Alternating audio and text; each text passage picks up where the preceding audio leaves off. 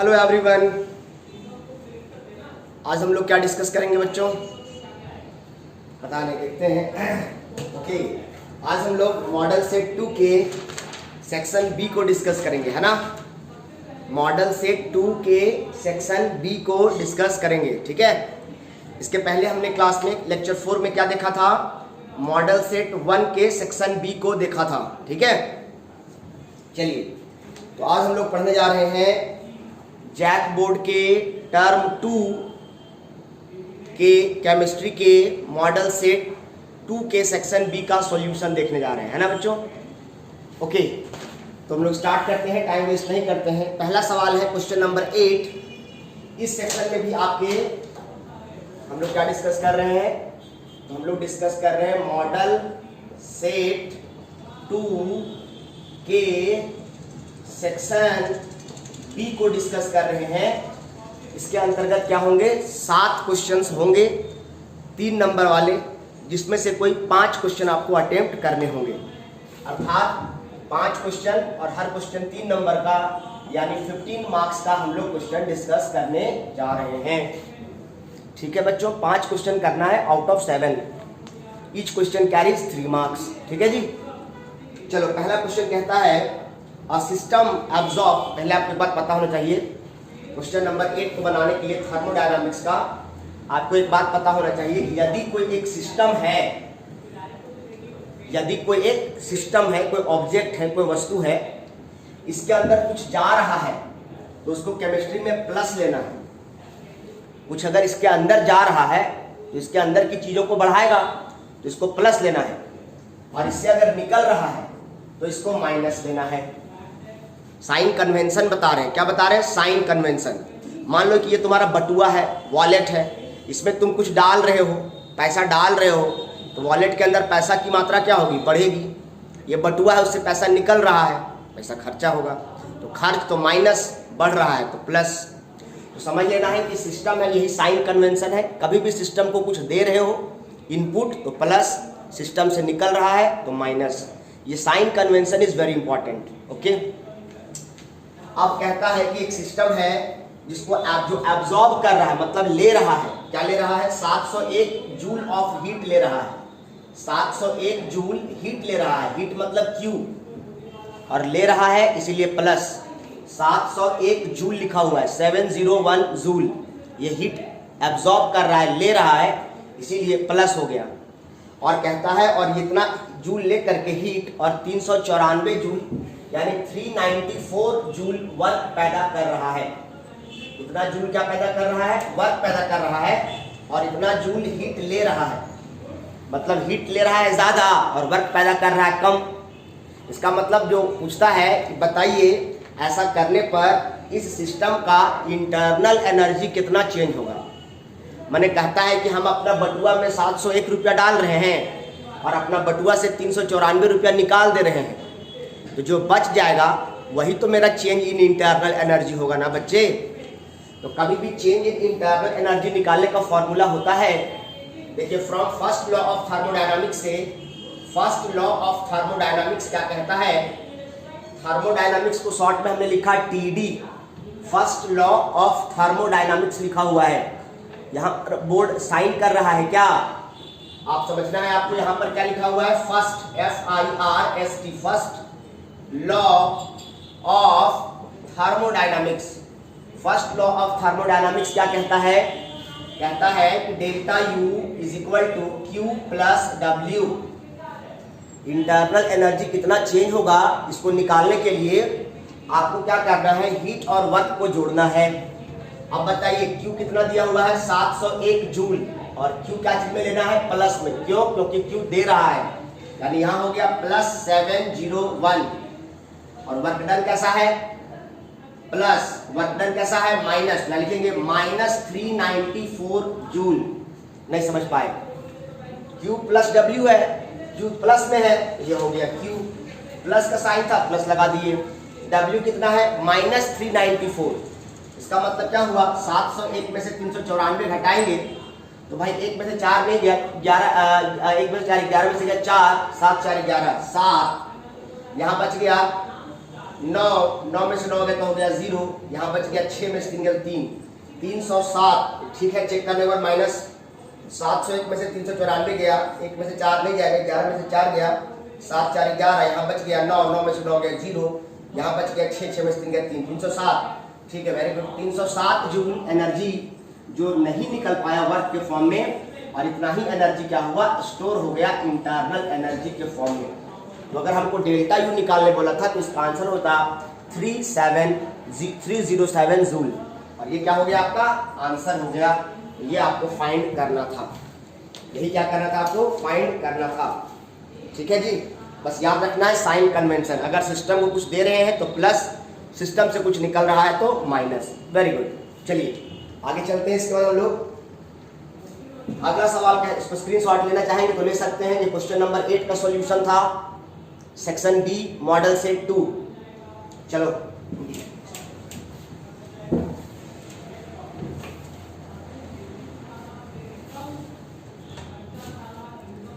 अगला क्या है सवाल भाई, अगला कहता है find the number and sigma bond, number of sigma and pi bonds. आपको पूछा है सिग्मा बॉन्ड्स कितने हैं, सिग्मा बॉन्ड्स की संख्या पूछा गया है आपको कि ये कितना है, और पाई बॉन्ड्स की संख्या पूछा गया है कि पाई बॉन्ड्स कितना है और सिग्मा बॉन्ड्स कितना है, ये पूछा है इसलिए क्वेश्चन मार्क लगा दिए। पहला क्वेश्चन कहता है C2H4 और दूसरा क्वेश्चन कहता है C2H2। ये क्या है, इथीन है, और वो क्या है, इथाइन है। देखो C2, पहले 2 कार्बन लिख लो, और कार्बन 4 बॉन्ड बनाता है, आपको पता होना चाहिए। ठीक है जी, पहले इसका बना रहे हैं, 2 कार्बन बोला, 2 कार्बन लिख दिए। कार्बन 4 बॉन्ड बनाता है, और हर कार्बन एक हाइड्रोजन इसको जोड़ दिए, एक हाइड्रोजन इसको जोड़ दिए, एक हाइड्रोजन इसको जोड़ दिए।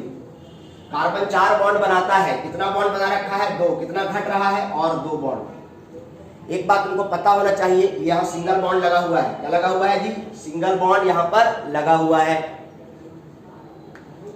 ठीक है, अब देखो यहाँ पर जो सिंगल बॉन्ड रहेगा उसको सिग्मा बॉन्ड कहेंगे। मैं कहता हूँ अगर सिर्फ सिंगल बॉन्ड है तो उसको बोलेंगे सिग्मा बॉन्ड, अगर डबल बॉन्ड है तो एक हो जाएगा सिग्मा बॉन्ड, एक हो जाएगा पाई बॉन्ड, और कहीं अगर ट्रिपल बॉन्ड दिखाई दे तो बीच वाला को सिग्मा समझना है और ऊपर और नीचे वाला पाई हो जाता है। याद रखना है, एस का मतलब सिग्मा, एस का मतलब सिंगल, और एस का मतलब स्ट्रॉन्गर। मतलब चाहे सिंगल बॉन्ड हो, चाहे डबल बॉन्ड हो, चाहे ट्रिपल बॉन्ड हो, सिग्मा बॉन्ड हमेशा एक ही होगा, सिंगल होगा। और सिग्मा और पाई बॉन्ड में ज्यादा स्ट्रॉन्ग कौन होगा, तो सिग्मा बॉन्ड स्ट्रॉन्ग होगा। इसीलिए हमने लिखा है S for single, S for sigma, S for stronger. तो सिंगल बॉन्ड हो, चाहे डबल हो, चाहे ट्रिपल हो, हमेशा सिग्मा बॉन्ड एक ही होगा। अगर 2 बॉन्ड है तो एक बॉन्ड सिग्मा होगा, एक बॉन्ड पाई होगा। 3 बॉन्ड अगर होगा तो बीच वाला सिग्मा होगा, ऊपर और नीचे वाला पाई होगा। पाई के कंपैरिजन में सिग्मा बॉन्ड हमेशा स्ट्रॉन्ग होगा। क्या होता है सिग्मा बॉन्ड, जब ऑर्बिटल्स एक्सियल ओवरलैपिंग करते हैं तो सिग्मा बॉन्ड बनता है। जब ऑर्बिटल्स लैटरल ओवरलैपिंग करते हैं, इस प्रकार से साइड वाइज ओवरलैपिंग करते हैं, तो पाई बॉन्ड बनता है। और एक्सियल ओवरलैपिंग में एक्सटेंट ऑफ ओवरलैपिंग यानी ओवरलैपिंग की मात्रा ज़्यादा होती है, और जिस कारण से बॉन्ड स्ट्रॉन्ग बन जाता है। जबकि पाई बॉन्ड में एक्सटेंट ऑफ ओवरलैपिंग कम होता है, यानी हल्का हल्का सटा हुआ होता है, जो आसानी से टूट सकता है, उखड़ सकता है। यानी ओवरलैपिंग की मात्रा साइड वाइज ओवरलैपिंग में यानी पाई बॉन्ड में कमजोर होती है, और इसी कारण से पाई बॉन्ड कमजोर हो जाता है। चलिए, तो यहाँ पर आपको पूछा है कितना सिग्मा बॉन्ड है, तो जितना सिंगल बॉन्ड है उतना सिग्मा है, 1 2, यहाँ ये सिग्मा हो गया, ये सिग्मा हो गया, ये सिग्मा, ये सिग्मा। 4 हाइड्रोजन सिंगल बॉन्ड से बंधा है तो 4 सिग्मा तो हो ही गया। और सर ने क्या बताया अभी कि अगर 2 बॉन्ड है तो 1 सिग्मा होगा, 1 पाई होगा। इस प्रकार 1 2 3 4 5 सिग्मा बॉन्ड हो गए, और कितना पाई बॉन्ड हो गया, 1 पाई हो गया। तो 5 सिग्मा 1 पाई इसका आंसर हो गया। ठीक है जी, इसी प्रकार इसकी बात करेंगे। यहाँ पर देखिए C2H2, पहले 2 कार्बन लिख लीजिए। अब 2 कार्बन से 2 हाइड्रोजन लगाना है, तो 1 हाइड्रोजन इधर से लगा दिया, 1 हाइड्रोजन इधर से लगा दिए। कार्बन 4 बॉन्ड बनाता है, 4 बॉन्ड कार्बन बनाता है तो एक ही बॉन्ड बना रखा है, यानी अपनी मर्जी से 3 बॉन्ड लगा दीजिए। इसको बोल देंगे इथीन, इसको बोलेंगे इथाइन। 2 कार्बन को इथ, और डबल बॉन्ड है तो एल्कीन, वहाँ ट्रिपल बॉन्ड है तो एल्काइन। ठीक है बच्चों, अब यहाँ पर बताइए कितना सिग्मा, ऊपर वाला सिग्मा, नीचे वाला sigma, single sigma, single sigma, 1 2 3 4 sigma, कितना सिग्मा, 4 सिग्मा, और सॉरी सिर्फ बीच वाला सिग्मा हो जाएगा ना बच्चे। बताएं चाहे सिंगल बॉन्ड हो, चाहे डबल, चाहे ट्रिपल हो, हमेशा सिग्मा एक ही रहता है। तो 1 sigma, 2 sigma, 3 sigma, very sorry, ये 3 सिग्मा, ऊपर वाला पाई, नीचे वाला पाई, 2 पाई, 3 सिग्मा 2 पाई, इसका करेक्ट आंसर ये हो गया 3 सिग्मा एंड 2 पाई। समझ में आ गया? तो इसका आंसर है 5 सिग्मा 1 पाई और दूसरे वाले का आंसर है 3 सिग्मा 2 पाई। चीजों को रटिए नहीं, समझने की कोशिश कीजिए। क्वेश्चन घुमा भी दे तो आप इसका जवाब दे सकें, इस योग्य आप बनिए। ये नहीं कि बस इसको रट लेना। कितना रटिएगा? फिजिक्स, केमिस्ट्री, मैथ्स, बायो, कितना रटिएगा? चलो नेक्स्ट। अब क्वेश्चन कहता है what are the Lewis acid and Lewis basis. Question number 10 कहता है लेविस एसिड क्या होता है, लेविस बेस क्या होता है। इसके पहले मॉडल सेट 1 में पूछा था आर्हेनियस एसिड क्या होता है और आर्हेनियस बेस क्या होता है। चलिए आज हम लोग पढ़ेंगे लेविस एसिड, लेविस बेस। इसमें आप इसका स्क्रीनशॉट ले लें, अगर आता है तो इट्स ओके, नहीं आता है जिन बच्चों को उसका स्क्रीनशॉट ले लीजिए, घर में और क्वेश्चन प्रैक्टिस कीजिएगा। आगे चले अब चलो।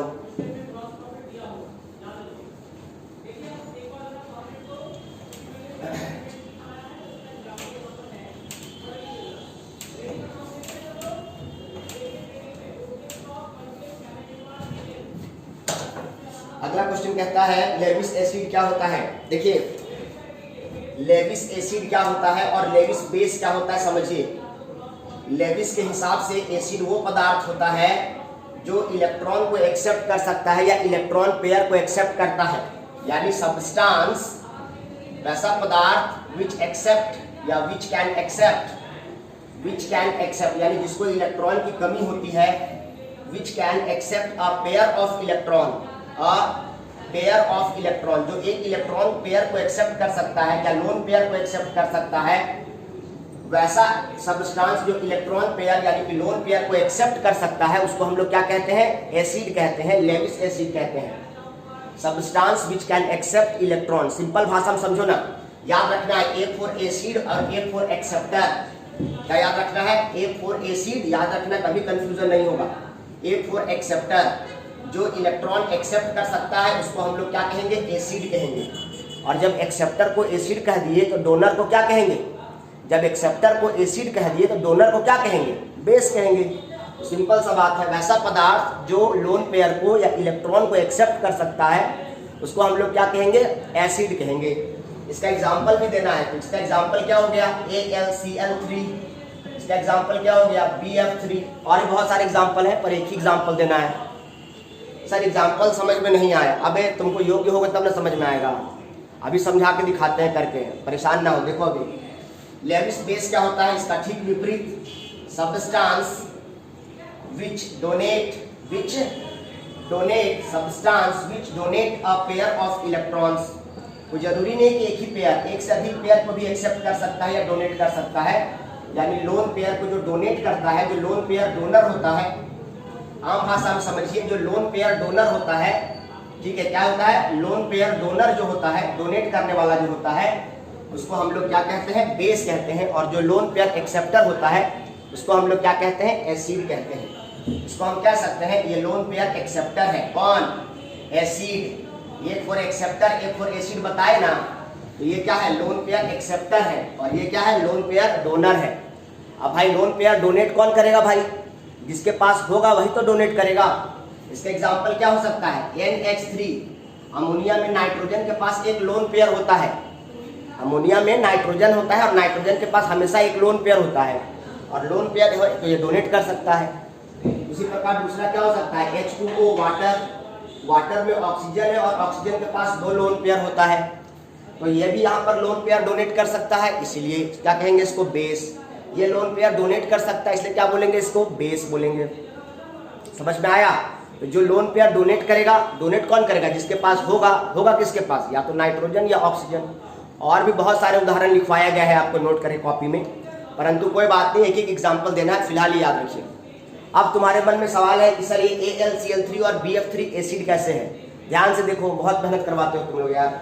देखो एल्यूमिनियम का एटॉमिक नंबर कितना होता है, एल्यूमिनियम का एटॉमिक नंबर कितना होता है, 13, 2,8, 10, 3, 13 होता है। तो बाहरी कक्षा में कितना इलेक्ट्रॉन है? 3। तो एल्यूमिनियम लिखेंगे 1 इलेक्ट्रॉन, 2 इलेक्ट्रॉन, 3 इलेक्ट्रॉन।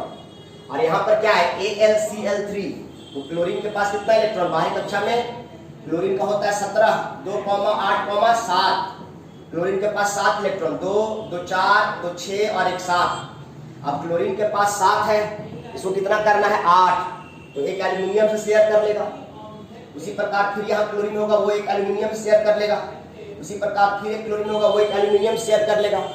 इस प्रकार एल्यूमिनियम के पास कितना इलेक्ट्रॉन था? 3। और 3 किससे लिया? क्लोरीन से। कितना हो गया? 3 और 3 6। हुआ कि नहीं हुआ? कितना घट रहा है? अभी भी 2 घट रहा है। घट रहा है कि नहीं घट रहा है? इसका मतलब यहाँ पर जो क्लोरीन है वो सब का तो अपना ऑक्टेट पूरा हो गया एल्यूमिनियम से लेकर के शेयरिंग करके, लेकिन एल्यूमिनियम का लेने के बाद भी ऑक्टेट पूरा नहीं हो पाया। एल्यूमिनियम का लेने के बाद भी ऑक्टेट पूरा नहीं हो पाया।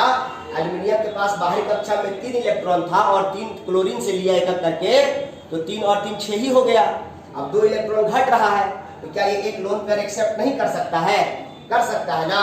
और इसीलिए इसको हम क्या कह रहे हैं? लेविस एसिड कह रहे हैं, क्योंकि यहाँ पर ये जो एल्यूमिनियम है इसके पास अभी भी इलेक्ट्रॉन की कमी है। ये इलेक्ट्रॉन एक्सेप्ट कर सकता है, इलेक्ट्रॉन पेयर एक्सेप्ट कर सकता है, और इसीलिए इसको हम क्या कहेंगे? Lewis acid. उसी प्रकार बोरॉन, बोरॉन भी ग्रुप 13 का ही एलिमेंट है। बोरॉन का एटॉमिक नंबर 5, 2,3। इसके भी बाहरी कक्षा में 3 ही इलेक्ट्रॉन है और वो 3 फ्लोरीन से जुड़ा हुआ है। इसका मतलब कुछ ऐसा ही हो जाएगा बोरॉन के केस में। Fluorine, fluorine, fluorine. बोरॉन के पास 3 इलेक्ट्रॉन था और 3 फ्लोरीन से लिया, तो 3 और 3 6 हो गया। अभी भी 2 इलेक्ट्रॉन घट रहा है, इसका मतलब ये भी इलेक्ट्रॉन एक्सेप्ट कर सकता है। और जो पेयर ऑफ इलेक्ट्रॉन एक्सेप्ट कर सकता है वो एसिड है, जो इलेक्ट्रॉन डोनेट करता है वह बेस है। तो आपको समझ में आ गया क्या होता है लोन पेयर एक्सेप्टर, क्या होता है लोन पेयर डोनर। जो एक्सेप्ट करेगा उसको एसिड कहेंगे और जो डोनेट करेगा उसको बेस कहेंगे। आई होप आप लोग समझ पा रहे होंगे मेरी बातों को। काइंडली से फटाफट कॉपी करिए या स्क्रीनशॉट लीजिएगा इसका, मैं साइड हो जाता हूँ। चलो इट्स ओके। अगर कोई बात नहीं समझ में आ रहा हो तो आप कमेंट करके पूछ सकते हैं, या कॉल करके या मैसेज करके किसी भी फॉर्म में आप पूछ सकते हैं, अपने डाउट्स को क्लियर करा सकते हैं। अगला सवाल आपके पास है, okay, name the elements of group 14 which form most acidic oxide. Question number 11 कहता है most acidic oxide, most acidic oxide of group 14 element. Group 14 का सबसे एसिडिक ऑक्साइड क्या होगा? आपको पता होना चाहिए। पहले ग्रुप 14 एलिमेंट आपको पता होना चाहिए। आप एक बात समझ ले, कोई भी ग्रुप 14 की बात कर रहे हैं हम, कार्बन सिलिकॉन की बात कर रहे हैं, कार्बन वाला ग्रुप का बात कर रहे हैं, तो कार्बन है, सिलिकॉन है। इस प्रकार आप देखेंगे कि अगर आप ऊपर से नीचे आते हैं तो ऊपर से नीचे आने पर क्या होता है? एटॉमिक साइज बढ़ता है। कल ही बताए थे, एटॉमिक साइज इंक्रीज करता है। ऊपर से नीचे आने पर एटॉमिक साइज इंक्रीज करता है, साथ ही साथ ऊपर से नीचे आने पर मेटालिक कैरेक्टर भी इंक्रीज करता है।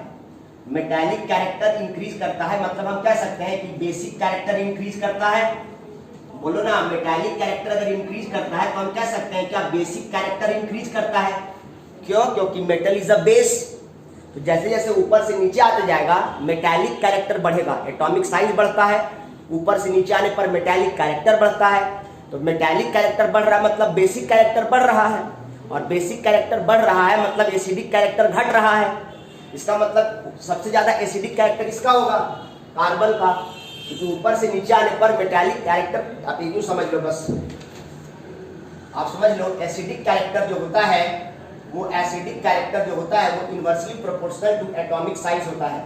जैसे जैसे एटम का साइज बड़ा होता जाएगा उसका एसिडिक कैरेक्टर कम होता जाएगा, जबकि जबकि जबकि बेसिक कैरेक्टर जो होता है, जो बेसिक कैरेक्टर होता है वो directly proportional to atomic size होता है। जैसे जैसे एटम का साइज बड़ा होता जाएगा वैसे वैसे उसका मेटालिक कैरेक्टर बढ़ता जाएगा, और मेटालिक कैरेक्टर बढ़ता जाएगा। ऊपर से नीचे आने पर एटॉमिक साइज बढ़ता है, बेसिक कैरेक्टर बढ़ता है, मेटालिक कैरेक्टर बढ़ता है। अब ऊपर से नीचे आने पर बेसिक कैरेक्टर बढ़ रहा है मतलब एसिडिक कैरेक्टर घट रहा है। इसका मतलब सबसे स्ट्रॉन्ग एसिड ये हुआ, तो इससे बने हुए ऑक्साइड एसिडिक होंगे। तो बोलता है most acidic oxide of group 14।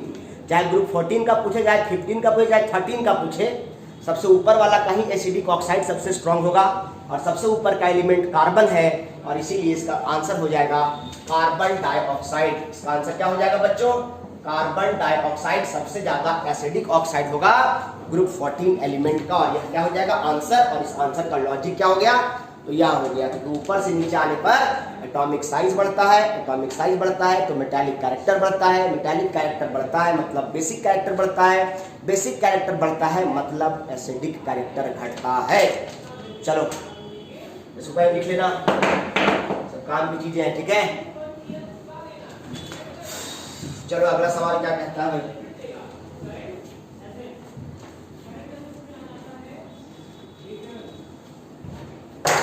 Is commonly found in +2 oxidation state.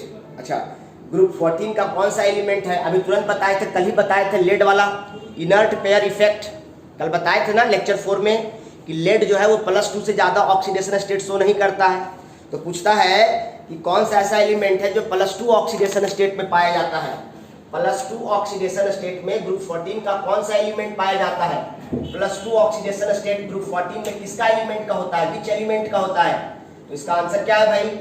ये 11 का ही बी आंसर, 11 का वो ए आंसर था, ये बी का आंसर है। 11 में 3 क्वेश्चन है, ए बी सी, तो ए का हो गया वो वाला CO2 आंसर और बी का क्या हो जाएगा आंसर? लेड। अभी तुरंत कल ही बताया था हमने इसको लेड के बारे में कि लेड का इनर्ट पेयर इफेक्ट की वजह से +2 से ज्यादा ऑक्सीडेशन स्टेट शो नहीं कर सकता है। इसका आंसर क्या हो गया? लेड हो गया, पीबी हो गया। यूज्ड एज सेमी कंडक्टर, आपको पता होना चाहिए ग्रुप 14 के अंदर सिलिकॉन, जर्मेनियम ये सब जो एलिमेंट है, तो इसका सी आंसर हो गया। सिलिकॉन और जर्मेनियम ये जो दो एलिमेंट हैं ग्रुप 14 के, जो एलिमेंट है जर्मेनियम और सिलिकॉन, ये दो ऐसे एलिमेंट हैं जो सेमी कंडक्टर की तरह कार्य करते हैं। तो कहता है कि ग्रुप 14 के वो कौन से एलिमेंट हैं जो सेमी कंडक्टर की तरह बिहेव करते हैं? तो सिलिकॉन और जर्मेनियम। सर गैलियम भी तो होता है, बिल्कुल होता है, पर गैलियम ग्रुप 13 एलिमेंट का है। गैलियम किसका है? ग्रुप 13 एलिमेंट का है और आपको ग्रुप 14 से पूछा है कि कौन सेमी कंडक्टर होते हैं, तो सिलिकॉन और जर्मेनियम दोनों होते हैं, ठीक है। चलो ये हो गया क्वेश्चन नंबर 11।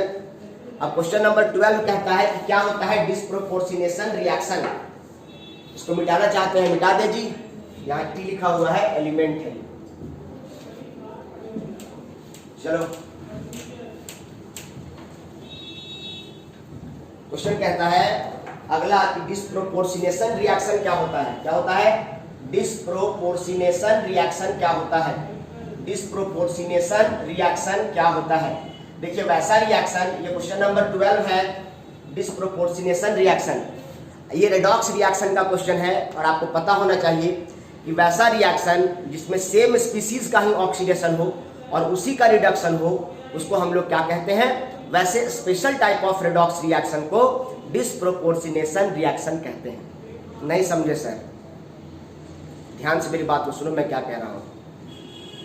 बोले इधर उधर के बारे में सोचना बंद करो, इधर इधर, यस इधर भाई, तेरा ध्यान इधर, इधर देख मेरे भाई, इधर से तुम दिमाग दौड़ाते रहोगे, कहाँ समझ पाओगे। डिस्प्रोपोर्शनेशन रिएक्शन क्या होता है? एक स्पेशल टाइप ऑफ रिएक्शन होता है जिसके अंदर क्या होता है कि सेम स्पीसीज का ही ऑक्सीडेशन होता है और सेम स्पीसीज का ही रिडक्शन होता है। क्या होता है इसका पहले लिखाते हैं, लैंग्वेज देखेंगे। The reaction in which same species undergo oxidation as well as reduction, यानी कि सेम स्पीसीज का ऑक्सीडेशन भी हो और सेम स्पीसीज का ही रिडक्शन हो रहा हो, तो वैसे special type of redox reaction को डिस्प्रोपोर्शनेशन रिएक्शन कहते हैं। किताबों में बहुत लंबा चौड़ा डेफिनेशन लिखा है, तुम उसको पढ़ोगे तो लिखे नहीं पाओगे एग्जाम में। सरल भाषा में चीजों को समझो, दिमाग में बिठाओ। वैसा रिएक्शन जिसमें सेम स्पीसीज का ऑक्सीडेशन और सेम का रिडक्शन हो रहा है, उसको हम लोग डिस्प्रोपोर्शनेशन रिएक्शन कहते हैं। और क्या बोला है क्वेश्चन में? क्वेश्चन में कहता है, अच्छा एग्जाम्पल देने बोला है, देखो इसका एग्जाम्पल लेते हैं। एग्जाम्पल कहता है 2CuBr tends to CuBr2 plus Cu। तो ध्यान समझिए जरा, यहाँ पर आप क्या देख रहे हैं? आप यहाँ पर देखिए ब्रोमीन पर -1 होता है, कॉपर पर +1 हो जाएगा। यानी कॉपर का ऑक्सीडेशन स्टेट यहाँ पर +1 है। ध्यान समझना, यहाँ पर कॉपर का ऑक्सीडेशन स्टेट कितना है? +1। क्यों? क्योंकि ब्रोमीन का हैलोजन है, ग्रुप 17 एलिमेंट है, तो ब्रोमीन का तो हमेशा -1 होगा। तो कॉपर यहाँ पर क्या हो जाएगा? इसका +1, क्योंकि ये ट्रांजिशन एलिमेंट है ना, तो वेरिएबल ऑक्सीडेशन स्टेट शो करेगा। क्लास में बताएं, कल ही शायद बताएं। तो कॉपर जो यहाँ पर है, इसलिए कॉपर का निकालेंगे, ब्रोमीन का नहीं निकालेंगे, क्योंकि ब्रोमीन तो फिक्स है, ग्रुप 17 का है, मतलब बाहरी कक्षा में 7 इलेक्ट्रॉन है, मतलब एक घट रहा है, मतलब वो हमेशा -1 शो करेगा। तो यहाँ कॉपर क्या करेगा? +1। यहाँ 2 है, 2 के बारे में तो मत कुछ सोचो। तो ये देखो कि यहाँ कॉपर का ऑक्सीडेशन स्टेट क्या है? +1। मेटल है, मेटल की टेंडेंसी इलेक्ट्रॉन देने की होती है, इसलिए प्लस। एक इलेक्ट्रॉन ब्रोमीन को दे रहा है, इसलिए +1। यहाँ पर देखो, एक ब्रोमीन को 1 इलेक्ट्रॉन चाहिए, तो यहाँ 2 ब्रोमीन है तो 2 इलेक्ट्रॉन लिया होगा, यानी ब्रोमीन यहाँ कॉपर का ऑक्सीडेशन स्टेट क्या हो गया? +2। क्या हो गया? +2। और यहाँ पर कॉपर एलिमेंट्री स्टेट में है, मतलब किसी के साथ बॉन्डिंग नहीं किया है। कॉपर यहाँ पर किसी के साथ बॉन्डिंग नहीं किया। जब बॉन्डिंग ही नहीं किया तो इसका ऑक्सीडेशन स्टेट क्या होगा? 0। क्या होता है ऑक्सीडेशन स्टेट? वो इस संख्या को दर्शाता है कि बॉन्डिंग करने के दौरान उसने कितने इलेक्ट्रॉन का आदान प्रदान किया। जब इसने किसी के साथ बॉन्डिंग ही नहीं किया तो क्या इलेक्ट्रॉन का आदान प्रदान किया? कुछ नहीं, 0। इसलिए हमने क्या लिख दिया? 0। अब आपको पता होना चाहिए कि अगर ऑक्सीडेशन नंबर इंक्रीज करता है किसी का, अगर ऑक्सीडेशन नंबर इंक्रीज करता है तो हम बोलेंगे कि उसका ऑक्सीडेशन हुआ, और अगर किसी का ऑक्सीडेशन नंबर घटता है तो हम उसको बोलेंगे कि उसका क्या हुआ? रिडक्शन हुआ। अगर ऑक्सीडेशन नंबर इंक्रीज कर गया तो उसको बोलेंगे ऑक्सीडेशन, और अगर ऑक्सीडेशन नंबर घट गया तो क्या बोलेंगे? रिडक्शन। अब यहाँ देखो तुम जरा, यहाँ पर तुमको देखने की जरूरत क्या है भाई, यहाँ पर कॉपर जो है, कॉपर का ऑक्सीडेशन स्टेट +1 से क्या हो गया? +2 हो गया। +1 से क्या हो गया? कॉपर का +2 हो गया। तो यहाँ पर ऑक्सीडेशन नंबर क्या हुआ? इंक्रीज कर गया। जब ऑक्सीडेशन नंबर इंक्रीज कर गया तो हम कह सकते हैं ना कि कॉपर का ऑक्सीडेशन हो गया। अब यहाँ पर देखो, कॉपर का ऑक्सीडेशन स्टेट +1 है और यहाँ पर 0 है। कॉपर का ही देखो, कॉपर का ही 1 से 2 और कॉपर का ही 1 से 0 हो रहा है। तो हम यहाँ पर क्या देख रहे हैं कि कॉपर का ऑक्सीडेशन नंबर घट गया, पहले 1 था, बाद में 0 हो गया। जब ऑक्सीडेशन नंबर डिक्रीज कर गया तो हम क्या बोलेंगे? रिडक्शन हो गया। क्या हो गया बच्चों? रिडक्शन हो गया। ऑक्सीडेशन भी हो रहा है और सेम ही स्पीशीज का रिडक्शन भी हो रहा है। अब ऑक्सीडेशन और रिडक्शन दोनों अगर सेम स्पीशीज का होता है तो वैसे रेडॉक्स रिएक्शन को डिस्प्रोपोर्शनेशन रिएक्शन कहते हैं। बस सिंपल सी बात है यार, हैं? चलो ठीक है, और भी एग्जाम्पल हो सकता है, पर एक ही एग्जाम्पल तुम याद रखो। जितना ज्यादा पढ़ा भेजेंगे तो फिर तो फायदा नहीं, सब वॉमिट करोगे पहले ही जाकर। ज्यादा मत खाओ, उतना ही खाओ जितना डाइजेस्ट कर सकते हो। चलो, इसमें लिखना चाहते हो कुछ बात लिख लो, स्क्रीनशॉट ले लो, बहुत काम की चीजें हो रही हैं ये सब। चलो, अब एरोहेड ऊपर की तरफ रहेगा मतलब इंक्रीज, एरोहेड नीचे की तरफ रहेगा मतलब डिक्रीज।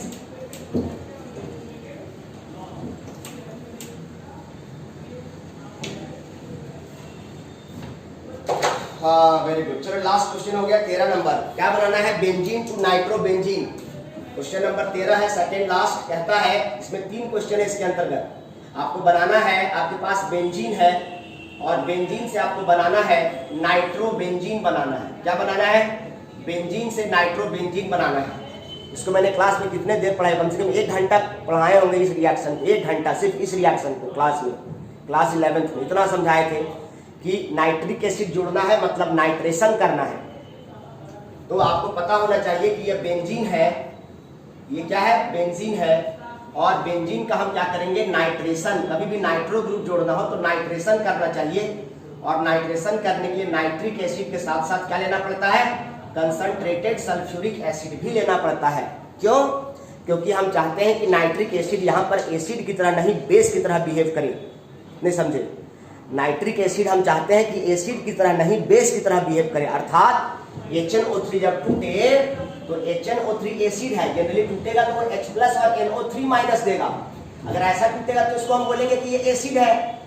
लेकिन अगर HNO3 हम चाहते हैं ऐसा नहीं टूटे, HNO3 OH- और NO2+ होकर के टूटे, तो जब OH- का त्याग करेगा तो बेस न हो जाएगा। तो हम चाहते हैं कि नाइट्रिक एसिड एसिड की तरह नहीं बेस की तरह यहाँ पर कार्य करे, यहाँ पर NO3- नहीं NO2+ दे, और इसीलिए हम चाहते हैं ये HNO3 जब बेस की तरह बिहेव करे, इसीलिए हम उसके सामने उससे ज्यादा स्ट्रॉन्ग एसिड रख देंगे। मैंने तुम अगर अमीर आदमी हो तो तुम्हारे सामने अंबानी को लाके रख देंगे, उसके सामने तुम फकीर लगोगे। हम चाहते हैं कि तुम गरीब दिखो, तो हमको तुमसे भी ज़्यादा अमीर आदमी लाके तुम्हारे सामने खड़ा कर देना पड़ेगा, उसके सामने तुम गरीब दिखोगे ना मेरे भाई।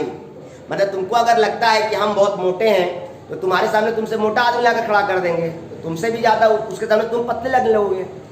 तो कहने का मतलब क्या है कि अगर नाइट्रेशन की बात हो रही है तो नाइट्रेशन करने के नाइट्रिक एसिड लेना चाहिए, लेकिन कभी भी सिर्फ नाइट्रिक एसिड नहीं लिया जाता है। नाइट्रिक एसिड के साथ हमको कंसंट्रेटेड सल्फ्यूरिक एसिड लेना है। क्यों लेना है समझ में आया? क्यों? क्योंकि यहाँ नाइट्रिक एसिड एसिड की तरह नहीं बेस की तरह बिहेव करे इसीलिए, और वो NO2+ दे और OH- दे इसीलिए। अब ऐसा करने से क्या होगा, बेंजीन रिंग में कहीं पर जाकर के NO2 ग्रुप जुड़ जाएगा। अब आपको पता होना चाहिए कि जहां NO2 ग्रुप जुड़ा होगा मतलब वहां से हाइड्रोजन बाहर हुआ होगा। और अगर तुम नहीं जानते हो पूरा ऑर्गेनिक तो हम तुमको पढ़ा नहीं सकते हैं यार। आपको पता होना चाहिए कि बेंजीन रिंग का फॉर्मूला क्या होता है, C6H6। हर कोना कोना पर क्या है, कार्बन के साथ हाइड्रोजन है, कार्बन के साथ हाइड्रोजन है, कार्बन के साथ हाइड्रोजन है, कार्बन के साथ हाइड्रोजन है, कार्बन के साथ हाइड्रोजन है, कार्बन के साथ हाइड्रोजन है। यानी जितना कॉर्नर है हर कॉर्नर पर कार्बन है और उसके साथ एक हाइड्रोजन है। और आप जहां भी देखिएगा सभी कार्बन यहाँ 4-4 बॉन्ड बना रखा है। देख लो ये कार्बन, देखो एक बॉन्ड ऐसे है, एक बॉन्ड ऐसे है, 2 बॉन्ड, एक तीसरा बॉन्ड और एक चौथा बॉन्ड। इस कार्बन को देखो 1 बॉन्ड, 2 बॉन्ड, 3 बॉन्ड, 4 बॉन्ड, यानी सभी कार्बन 4-4 बॉन्ड बना रखे हैं। और कार्बन 4 से अधिक बॉन्ड तो बनाता नहीं है। इसका मतलब क्या हुआ कि जब तक यहाँ से हाइड्रोजन नहीं हटेगा तब तक यहाँ कार्बन में कुछ जुड़ेगा नहीं, क्योंकि कार्बन 4 से अधिक बॉन्ड बनाएगा नहीं। तो यहाँ से जो हाइड्रोजन निकला होगा सो, और यहाँ से जो OH निकला होगा सो, क्या बन जाएगा, H2O। अरे यहाँ H+ और यहाँ का OH- निकला होगा ना जी, HNO3 का OH- और यहाँ का H+, H2O हो गया। अरे हाइड्रोजन पर प्लस बन के निकला होगा, कार्बन पे माइनस आया होगा, तो इस कार्बन पर जो माइनस है, इस माइनस के पास कौन आ गया, NO2+ आ गया। तो कार्बन पे माइनस था और NO2 पे प्लस था, और H का प्लस और OH का माइनस, यहाँ का H+ और यहाँ का OH- क्या बन गया, वाटर। तो प्लस माइनस को नहीं दिखाना है, अगर प्लस माइनस को दिखाओगे तो फिर बॉन्ड को नहीं दिखाना है। अब बेंजीन में क्या हो गया, नाइट्रो ग्रुप जुड़ गया, इसको क्या बोलेंगे, नाइट्रोबेंजीन। अगर किसी बालक को मेरी बात नहीं समझ में आया तो मेरी वीडियो को पॉज करके दोबारा फिर सुनेगा, दोबारा भी नहीं धस रहा तिबारा सुनेगा, अगर तिबारा भी नहीं समझ में आ रहा छोड़ देगा। इसका मतलब है कि आपको बिल्कुल बेसिक नहीं पता है। फिर आपको स्टार्टिंग जब क्लास 12th में ऑफलाइन आइए, फिर आपको ऑफलाइन में धीरे धीरे समझाएंगे, तब आपको मेरी बात समझ में आएगी, नहीं तो फिर बहुत मुश्किल है। यहाँ समझ में नहीं आया फिर कहीं नहीं आएगा। देखिए दूसरा क्वेश्चन है, क्या कहता है भाई, बेंजीन से बनाना है क्लोरोबेंजीन। ओके, तो सिंपल सा क्वेश्चन है। दूसरा क्वेश्चन है कि बेंजीन से आपको बनाना है क्लोरोबेंजीन। क्या बनाना है, बेंजीन से क्लोरोबेंजीन बनाना है। यानी कभी भी अगर बेंजीन में क्लोरीन जोड़ना हो तो याद रखना है, इसका करना है halogenation in presence of FeCl3 और AlCl3। चाहे FeCl3 लो या AlCl3 लो, मतलब दोनों में से कोई एक चीज लेना है आपको, FeCl3 या AlCl3 लेना है, लेकिन Cl2 लेना ही पड़ेगा। ऐसा करने से क्या होगा, बेंजीन रिंग पर कहीं पर एक जगह कहीं पर भी जाके क्लोरीन जुड़ जाएगा और HCl बाहर होगा। अब तुमको ये समझ में आना चाहिए कि H कहां से आ गया। अरे मेरे भाई, जब इस कार्बन पर, इस पॉइंट के कार्बन पर क्लोरीन जुड़ा तो यहाँ से हाइड्रोजन निकला होगा ना। अभी निकाल के दिखाए ना जी कि हर जगह कोना में हाइड्रोजन और कार्बन होता है, तो यहाँ से हाइड्रोजन निकला होगा सो, और यहाँ 2 क्लोरीन में से 1 क्लोरीन यहाँ खप गया, तो 1 क्लोरीन बचा ना, तो 1 क्लोरीन और 1 हाइड्रोजन दोनों मिलकर HCl बन गया। तो कभी भी क्लोरीनेशन करना हो तो Cl2 FeCl3, नाइट्रेशन करना हो तो रिएजेंट फिक्स है, गिनती का 10 रिएक्शन है, सल्फोनेशन है, नाइट्रेशन है, हैलोजिनेशन है, यही सब है। तो अगर नाइट्रेशन करना है तो नाइट्रिक एसिड और सल्फ्यूरिक एसिड का प्रेजेंस लेंगे। अगर हैलोजिनेशन करना है, अगर यहाँ ब्रोमोबेंजीन बनाने रहता, अगर यहाँ ब्रोमोबेंजीन बोलता तो यहाँ पर हम Cl2 की जगह पर क्या लेते, Br2, और FeCl3 की जगह क्या लेते, FeBr3। समझ रहे हैं बातों को ना। हाँ, ये हो गया benzene to nitrobenzene, benzene to chlorobenzene. इसके बाद एक और क्वेश्चन ऐसा है, वो बेंजीन टू इथाइल बेंजीन। देखो सिंपल है ये, इसको मिटाना चाहते हैं मिटा दें, चलो एक साथ ही लिखते हैं। अब अगर बेंजीन से बनाना है इथाइल बेंजीन, तीसरा क्वेश्चन क्या है, आपको बनाना है बेंजीन से, आपको बनाना है इथाइल बेंजीन बनाना है। तो इथाइल बेंजीन बनाना है तो कुछ नहीं करना है, सिंपल है। आपके पास क्या है, ये बेंजीन ग्रुप है, और बेंजीन में क्या ले लिया आपने, CH3 CH2 Cl ले लिए। इन दोनों को कंबाइन कर देंगे। तो ऐसा करने से क्या होगा, बेंजीन रिंग में कहीं से हाइड्रोजन निकला होगा, वहां पर जाके CH2CH3 जुड़ जाएगा और यहाँ से जो हाइड्रोजन निकला होगा सो, और यहाँ से क्लोरीन बचा होगा सो HCl, बन गया इथाइल बेंजीन। नहीं समझ पाए? अगर जो बच्चा ऑर्गेनिक केमिस्ट्री नहीं पढ़ा है वो इस क्वेश्चन को छोड़ देगा, उससे नहीं बनेगा। जो बच्चा 11th में ऑर्गेनिक पढ़ा है GOC वही अटेम्प्ट करेगा। जो बच्चा 11th कुछ नहीं पढ़ा है इसको छोड़ देना, तुमसे नहीं हो पाएगा ये चीज। तो आपके पास क्या है, ये आपके पास बेंजीन है, और अगर हमको यहाँ इथाइल ग्रुप जोड़ना है तो यहाँ इथाइल क्लोरो इथाइल ले लेंगे या क्लोरो इथेन ले लेंगे। अगर हमको यहाँ बोलता है मिथाइल बेंजीन बनाइए, यहाँ पर हम CH3Cl ले लेते हैं। हमने जो चीज जोड़ने बोलेगा वो चीज हम यहाँ ले लेंगे। तो यहाँ से हाइड्रोजन निकलेगा सो, और ये क्लोरीन है सो, HCl बनकर बाहर हो जाएगा, और ये वाला चीज दो क्लोरीन पर माइनस आएगा, कार्बन पर प्लस आएगा, हाइड्रोजन पर प्लस आएगा, कार्बन पर माइनस आएगा, और ये बॉन्ड ब्रेक हो जाएगा, ये बॉन्ड ब्रेक हो जाएगा। अब जैसे ही बॉन्ड ब्रेक हो गया तो क्लोरीन किसके साथ जाएगा, H प्लस के साथ, Cl माइनस है, और CH2 प्लस किसके पास जाएगा, C माइनस के पास। तो कार्बन पे प्लस था सो, और यहाँ पर माइनस था सो, दोनों कंबाइन हो गया, और यहाँ का H प्लस और Cl माइनस कंबाइन हो गया। समझ में आया क्या? नहीं आया तो क्लास में आकर ऑफलाइन पूछेंगे। चलिए देखिए, ओके। लास्ट में कहता है ज्योमेट्री और शेप बताना है अमोनिया और वाटर मॉलिक्यूल का। इसको मिटाना चाहता हूं मैं।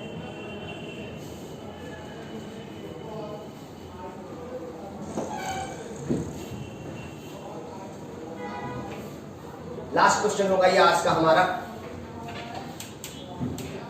देखिए अमोनिया का शेप कैसा होता है। NH3 बता चुके हैं, टेट्राहेड्रल पिरामिडल शेप होता है। Nitrogen hydrogen hydrogen hydrogen. इसका हाइब्रिडाइजेशन पूछेगा तो कैसा हाइब्रिडाइज्ड है, सब में सिंगल बॉन्ड है तो sp3 हाइब्रिडाइज्ड है। और इसका शेप कैसा है जी, तो ट्राइगोनल पिरामिडल शेप है। कैसा शेप है, ट्राइगोनल पिरामिडल शेप है। उसी प्रकार वाटर मॉलिक्यूल का पूछेगा तो यह भी बता चुके हैं आप लोगों को, ये ऑक्सीजन में दो लोन पेयर होता है, और लोन पेयर की वजह से लोन पेयर में बहुत अधिक रिपल्सन होता है, और इसी कारण से वाटर मॉलिक्यूल का शेप स्क्वायर पिलर नहीं होकर के कैसा शेप हो जाता है, दो लोन पेयर की वजह से इसका शेप बेंट हो जाता है, बेंट शेप। ठीक है, क्या पढ़ेंगे इसको, बेंट शेप। और हाइब्रिडाइजेशन कैसा होता है, इसका भी हाइब्रिडाइजेशन sp3 हाइब्रिडाइज्ड होता है। ये एक्सेप्शन क्वेश्चन है, इसको याद रखना है, वाटर का और अमोनिया का। ठीक है, आज की क्लास यही रखते हैं। किसी को अगर कोई बात नहीं समझ में आया, ये 14 नंबर क्वेश्चन था। ठीक है, सेक्शन बी मॉडल सेट 2 का सेक्शन बी का क्वेश्चन नंबर 14 था। 7 में से कोई 5 ही आपको करने हैं, तो जो 5 आपको अच्छा समझ में आया होगा उसको कर दीजिएगा। ठीक है जी, okay, thank you, have a nice day.